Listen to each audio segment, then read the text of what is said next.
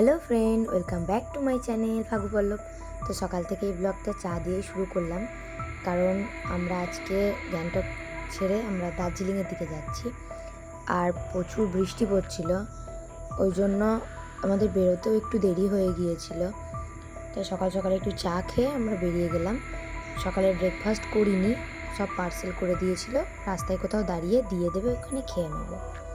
তো এই যে এখন গাড়িতে আমরা যাচ্ছি গান শুনতে শুনতে।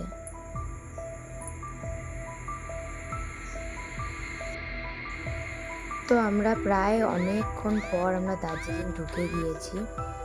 এবার এখানেও প্রথমে বলছিল যে ঠান্ডা থাকবে না এত, কিন্তু না, এখানেও খুব ঠান্ডা ছিল, খুব ভালো লাগছিল। গ্যাংটকেও যেমন আমরা আনন্দ করেছি, দার্জিলিংয়েও খুব আনন্দ করেছি। কিন্তু যখন আমরা যাচ্ছিলাম তখন খুব ভয় লাগছিল, কারণ কি প্রচুর কুয়াশা পড়েছিল, প্রচুর কুয়াশা, আর বৃষ্টি পড়ছিল, রাস্তা দেখাই যাচ্ছিল না। মানে ড্রাইভারেরও খুব প্রবলেম হচ্ছিল। আর এই দিন আমাদের যে ড্রাইভার ছিল সে একদমই ভালো ছিল না, খুব বাজে ব্যবহার করছিল, মানে খুব খিটখিটে ছিল আর কি, একদমই ভালো ছিল না।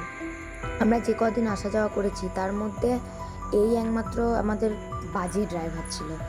আর এখানে একটা জিনিস দেখলাম, এত সুন্দর সুন্দর ফুলের গাছ, মানে যে সকল গোলাপ গাছগুলো বা ফুলের গাছগুলো আমরা এখানে এত যত্ন করে লাগাই তাও ফুল ফোটে না, কিন্তু ওইখানে রাস্তার ধারে এত গোলাপ ফুলের গাছ, আর ফুলগুলো এত সুন্দর। যেহেতু ড্রাইভারটা ভালো ছিল না, ওই জন্য দাঁড়ায়ও নি কোথাও, তা না হলে একটু দাঁড়িয়ে ছবি তুলতাম বা ভিডিও করতাম, যেটুকু হয়েছে গাড়ির থেকে যেতে যেতেই। তোমরা হয়তো বুঝতে পারবে যে পুরো টাইমটা কুয়াশা ছিল। আর একটা সময় তো সবাই প্রচুর ভয় পেয়ে গিয়েছিল, কারণ রাস্তায় দেখা যাচ্ছিল না। আর ড্রাইভারটাকে যখন বলছিলাম, আমরা আস্তে আস্তে দেখলাম একটা গাড়ি না মানে পাহাড় থেকে পড়ে গিয়েছে খাদে। তো আমরা যখন বললাম যে ভাই একটু আসতে চলুন, আমাদের বাচ্চা আছে তো একটু আসতে চলুন, ড্রাইভারটা এতটাই বাজে ছিল যে এত জোরে গাড়িটা টানতে লাগলো কথাটা বলার পর। খুবই মানে বাজে ড্রাইভার ছিল। যেমন আমাদের আগের দিনের ড্রাইভারটা যতটা ভালো ছিল, এই ড্রাইভারটা ততটা ভালো ছিল। তো এই যে দেখতে থাকো ভিডিওগুলো, আর কি বক বক করবো।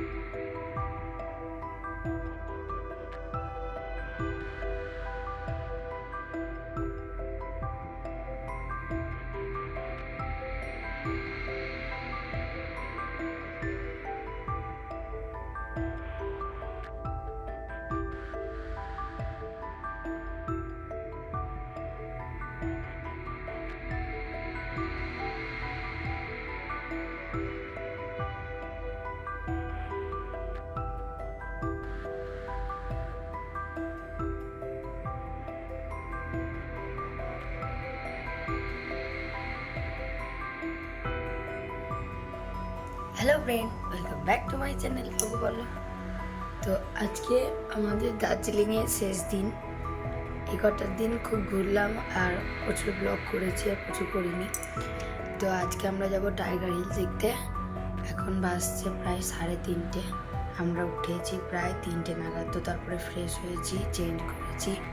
দিদি এই যে রেডি হচ্ছে, আমি রেডি হব।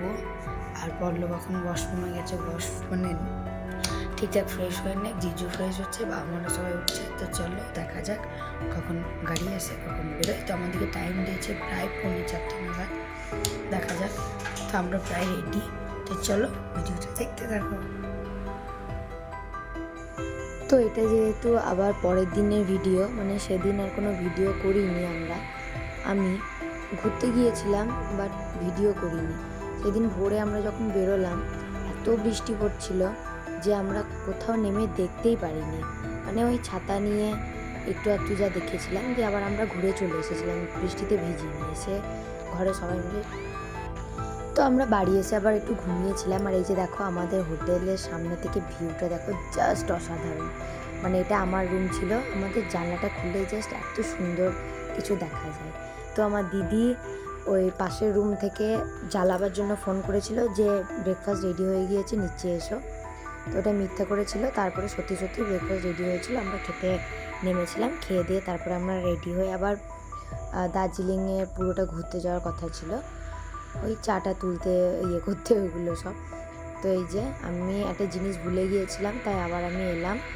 এসে বললাম একটু ভিডিও করতে করতেই ঢুকি, সবটাই দেখাই। এই যে আমার রুমটা পুরো খুবই সুন্দর ছিল, মানে আমাদের দুটো রুমই খুব সুন্দর দিয়েছিল। আর এই রুমটাতে, এই হোটেলটাতে আবার আমার রনর ফেভারিট লিফট ছিল। তো প্রচুর লিফটে ওঠানামা করেছে বারবার একা একাই। তো এই যে সবাই মিলে বাইরে দাঁড়িয়ে আছে, এখন গাড়ি আসেনি, গাড়ি এলে একে একে আমরা বেরোবো। তো গাড়িও এসেছে। আর আমরা এখন ফার্স্টে এসেছি, এখানে একটা জু ছিল, ওই জুটা দেখতে। কিন্তু মানে প্রচুর উঁচুতে, ওই জন্য অনেকেই ওঠেনি, খুব কষ্ট হচ্ছিল। কিন্তু তাহলে যাক একবার দেখেই আসি। এখানে অনেক ছবি তোলারও জায়গা ছিল, খুব সুন্দর লাগছিল জায়গাটা। এখানে বাঘ ছিল, আরও সব হরিণ টরিণ ছিল, কিন্তু আমরা পুরোটা দেখতে পারিনি। কিছুটা দেখে আমরা নেমে চলে এসেছিলাম, অত হাঁটার ক্ষমতা নাই। আর পুরোটাও তো মানে চড়াই রাস্তা না, ওই জন্য বেশি কষ্ট হচ্ছিল।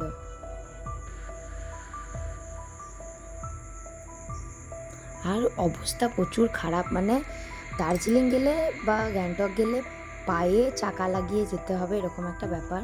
আর আমরা তো হাঁটতেই পারছি না, এত কষ্ট হচ্ছিল। এই যে সব ভাই ভিডিওগুলো করে দিয়েছে, দেখাচ্ছে হরিণ টরিণ এই সকলই ছিল। এমন কিছু বিশাল কিছু ছিল না, দুটো তিনটে বাঘ ছিল, এই সকলই, এমন কিছুই না। ওর থেকে অনেক ভালো নন্দনকানন, আলিপুরের জুগুলো অনেক ভালো। এখানে সেরকম কিচ্ছু ছিল না, এরকম খামোখাই। তাতে আবার 120 না 30 টাকা করে টিকিট, কোনো মানেই হয় না, ওই ছবি তোলার জন্য যাওয়া।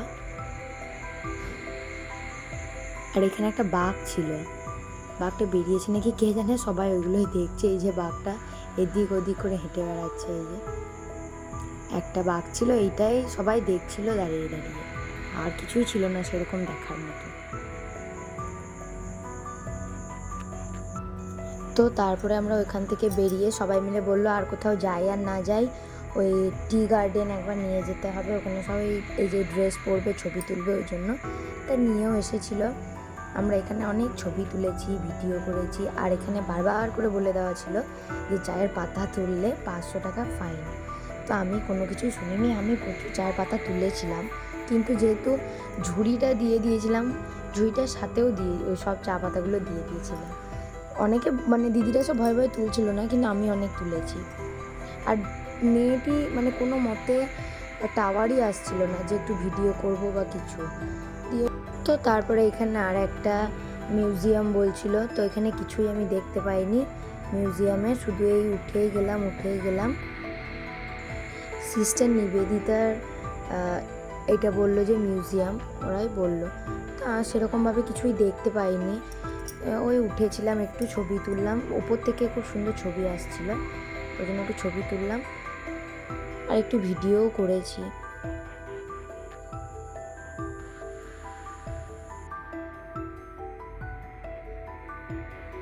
তো তারপরে বাড়ি এসে আমাদের অনেকটা সন্ধে হয়ে গিয়েছিল বাড়ি ঢুকতে। খাওয়া দাওয়া করার পর আমরা এই যে রাতে ঘুমাবো তার তোড়জোড় চলছে। পল্লব সব বিছানাগুলো রেডি করছে। আর এই যে আমাদের রাতের মানে রুমের রাতের ভিউ, খুব একটা বোঝা যাচ্ছে না, দিনেই সুন্দর লাগে। তো চলো টাটা, আজকের মতো ব্লগটা এখানেই শেষ।